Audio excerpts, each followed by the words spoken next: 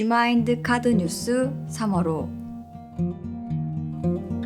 오늘도 청춘들은 SNS에 멋진 해외 명소에서 찍은 행복한 표정의 사진과 영상을 올립니다. 셀럽들이 사랑하는 식당에 방문하여 최고의 메뉴와 함께 인증샷을 올렸군요. 멋진 인테리어를 갖춘 카페에서 커피를 마시며 힐링하는 소소한 순간들의 사진도 올라옵니다.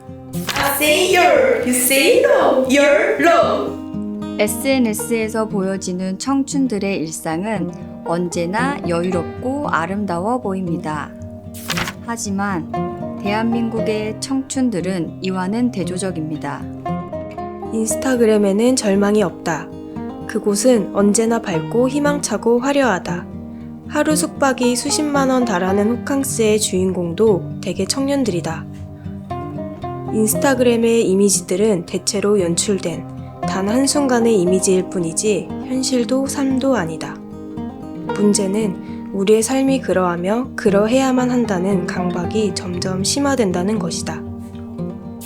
우리 사회에서 청년층은 보통 사회 초년생이며 책임은 뒤따르지만 권리는 없는 경우가 많습니다.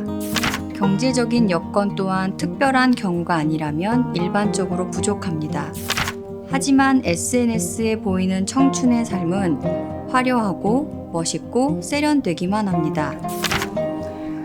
영화 버닝 중 여자 주인공은 귤을 까먹는 팬터마임을 하면서 이 팬터마임을 잘 하려면 귤이 있다고 생각하는 게 아니라 귤이 없다는 걸 잊어버리면 된다고 말한다. 자신이 가진 것이라곤 아무것도 없다는 것을 잊었을 때 그녀는 자신의 방에 드는 한 줌의 빛과 그 너머의 세계를 보았다. 그리고 빛이 사라지는 순간 다시 아무것도 없다는 것을 깨닫게 되는 순간 그녀는 자신조차 함께 사라지길 갈망했다. 청춘의 삶은 이 두 가지 간극의 삶 속에 존재합니다. 고시원에 사는 조신 씨는 창문이 없는 방에서 눈을 뜬다. 고시원과 원룸텔, 원룸형 하숙의 작은 방에서 눈붙이는 하룻밤, 30밤, 혹은 몇 년의 밤. 그렇게 청하는 하룻밤 수면은 마치 편의점에서 삼각김밥으로 때우는 한 끼밥 같다. 우리들은 모두 청춘이 될 것이고 청춘이며 청춘이었습니다. 행복의 기준을 더 이상 타인의 이미지 속에 두지 않고 건강한 오늘을 살 수 있는 사회가 되어야 하지 않을까요?